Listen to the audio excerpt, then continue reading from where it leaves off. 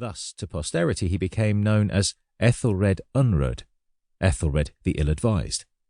The account of Ethelred's reign that gave rise to this unflattering onomastic portrait was preserved in the C, D, and E manuscripts of the Anglo-Saxon Chronicle and was manifestly hostile.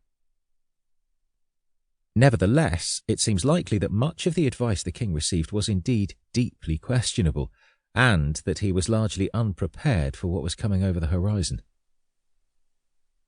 Ethelred, then, was both ill-advised and unready, with these two routes towards calamity converging in the king's habitual reliance on a character known as Edric Streona, Edric the Grasper, a man of humble origin who rose to become ealdorman of Mercia in 1007, and from 1009, Ethelred's son-in-law.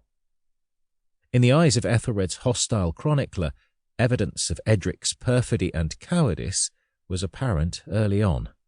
In 992, Ethelred's planned to thwart the raiding fleet by gathering to London all those ships that were worth anything, presumably with the aim of trapping the Vikings in the Thames estuary, was scuppered by Edric, who, allegedly, passed details of the plan to the Viking army before making himself scarce. The fighting, when it came, compounded the disaster. The Vikings, as was their habit, made a great slaughter. It was probably only a matter of time before this waterborne horde turned its attention to London, the richest prize on the river. On 8 September 994, the feast of the Nativity of St. Mary, the fleet came to London with 94 ships. The host was led by two men, named in the Anglo-Saxon Chronicle as Olaf and Sven, who came with the intention of burning the city. Olaf we've met before. He led the army that triumphed at Maldon in 991, and Sven we shall meet again. Both would ultimately rise to be kings in their native lands. Olaf as Olaf Tryggvason, king of Norway, Sven as Sven Forkbeard, king of Denmark. In 994, however, they badly underestimated their foes.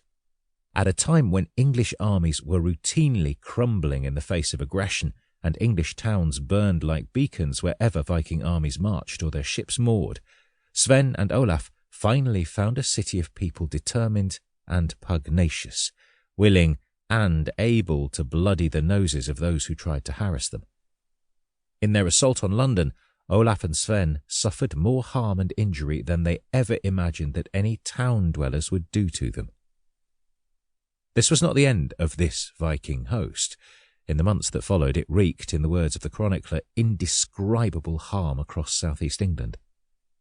But it set a pattern for London's role in the years ahead.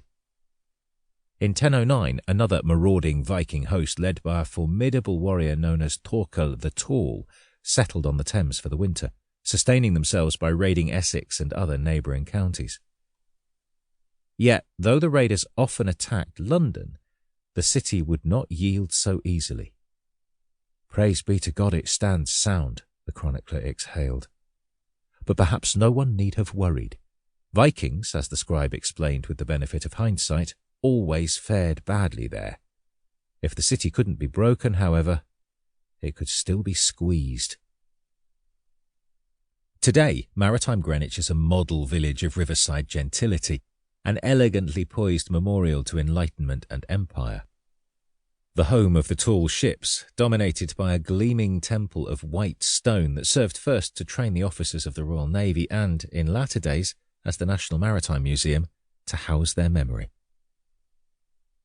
The youths who passed through the Greenwich schools would go on to become the men who mapped and administered an empire, a world stitched together by mastery of wind and tide, of cartography and time.